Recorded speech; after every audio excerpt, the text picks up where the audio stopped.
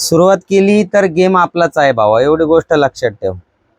कालच्या पॉइंट मध्ये म्हणजे डे 3च्या पॉइंट मध्ये आपण शिकलो होतो की ते हसतील पण आपल्याला कामाने उत्तर द्यायचं आहे।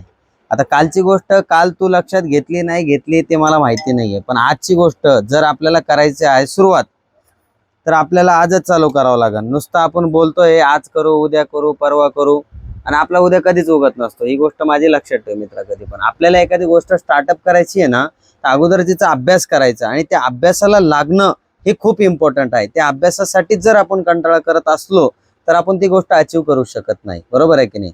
तर मग आपल्याला काय करायचंय, तुझ्या डोक्यामध्ये एखादा प्लॅन आहे, एखादा माइंडसेट बसलेला आहे की मला हा स्टार्टअप करायचा आहे, मला तो स्टार्टअप करायचा आहे, तर त्या स्टार्टअप विषयी तू अभ्यास घे किंवा तू मलाही कमेंटमध्ये सांगू शकतोस, मी तुला पूर्णपणे माहिती देईल त्या गोष्टीची।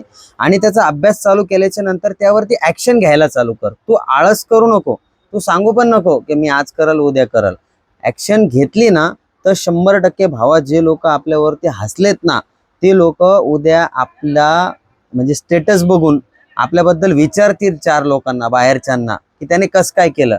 आणि काही लोक असे बी म्हणतील की नशीब होतं त्याचं, पण भावा तू तुझं नशीब ओढून आणणार आहेस, परंतु मेहनत आणि जिद्द आणि चिकाटी ही तुला लागणार आहे।